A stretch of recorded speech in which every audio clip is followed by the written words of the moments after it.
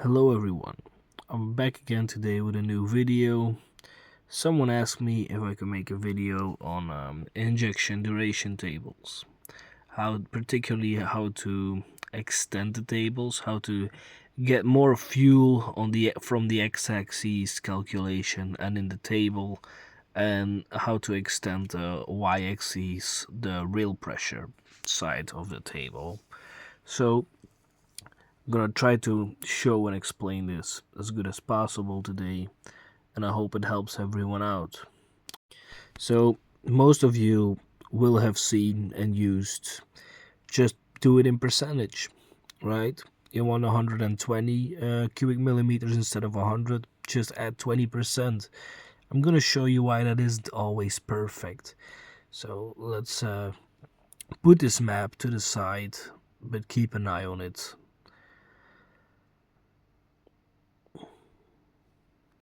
And then turn our 100 back into the original, so we are ready for some calculations. First off, I'm gonna show you how close this calculation actually is. If you do it this way, it works pretty well.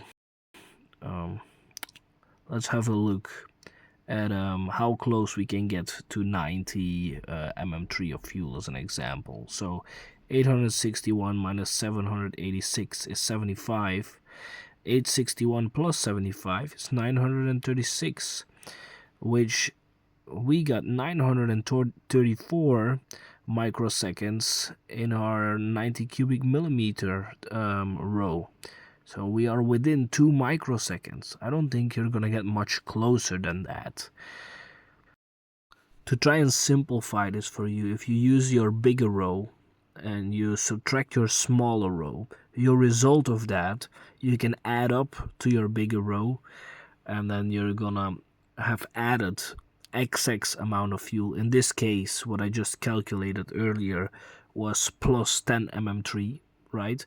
80 minus 70, you're 10 left with 10, then you use the 10, you put it on top of the 80, and then you got 90 approximately.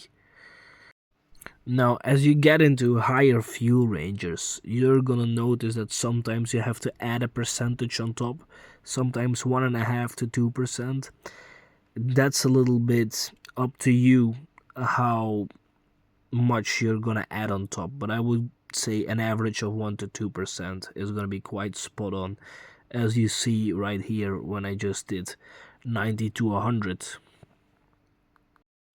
Time for the real work. So let's copy our 100 mm3 table and put it into the 90, and let's calculate for 120 cubic millimeters of fuel.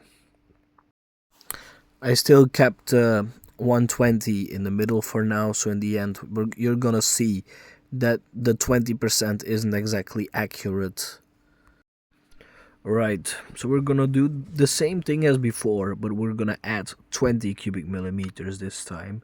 So we're going to do 966 minus 814, that's at 1600 bar fuel pressure. And then we got 152.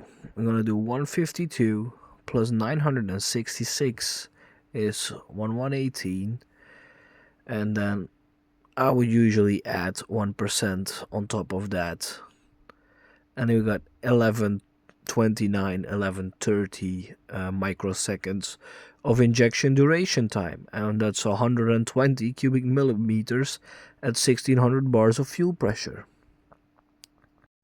Now, if we would go and compare this to the average 20% most people would just add to extend their tables, this isn't completely right. The actual percentage, if you would do it like that, would actually be about 17% in this case. You can always calculate each and every cell the way I just did with the calculator, but you can make out of your own if for the particular job it is worth going cell by cell, or just calculating maybe 3 and then smoothing the rest out by percentages. Now, if you want actual 100% correct injector data, the only way to get this is to send out your injectors to a workshop that has a special flow bench to test the injectors under different real pressures, and they can give you the best result you can dream of. But yeah, for a lot of cases, for stage 1 and stage 2 tunes, nobody is going to go to the extent of doing this. So this is, in my opinion, the best way of extending your tables. So now that we calculated for 120 cubic millimeters of fuel, I think it's time we start focusing on the real pressure side of things. And I'll give you an example. So we're gonna have to delete a value somewhere to be able to extend the table. So I'm gonna copy paste over what I want to keep and put it into the row I'm gonna delete. Basically, we're gonna get rid of 500 and then change our side axes. On the very bottom, we're going to change our 1600 into 1750 because that makes the most sense for this particular case today. Now you probably noticed that on the very lower end of the map, in the low injection quantity, at higher fuel pressure, the table flattens out from the factory. This is usually done because this part of the table is not really used. The car is never gonna operate in that particular part of the map. Therefore, you might see that the values flatten out a little bit even though the real pressure raises. Now to calculate your microseconds of duration at 1750 bar of real pressure, we're gonna use the same type of calculation as we did before. We're gonna use 1600 bar row and 1450 bar row, and we're gonna use that to calculate our 1750 bar real pressure duration time. So 1187 minus 1129 is 58. Now we're gonna take our 1129 minus 58, and that's gonna be our extrapolation down for our microseconds of injector duration time for 1750 bar of fuel real pressure at 120 cubic millimeters of fuel. Now I'm gonna do the same calculation for my 100 cubic millimeters of fuel row to calculate my 1750 bar microseconds duration time over there, and I'm going to do the same thing across the whole map, and then you're done. That's pretty much all you gotta do. I don't recommend doing this by percentage. I would calculate the whole row one by one by one. And you just do this from 0 to 120 cubic millimeters of fuel for your whole table. Then you go and double check in 3D, see if everything is smooth, if you don't see anything strange going on, of course.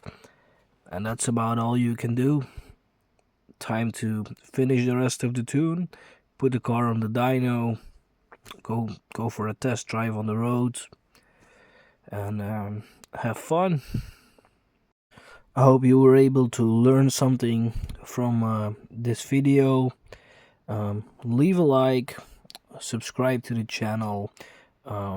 If there's anything you want me to show, you have questions about, maybe you have an idea for the next video, leave it in the comments down below, and see you in the next one.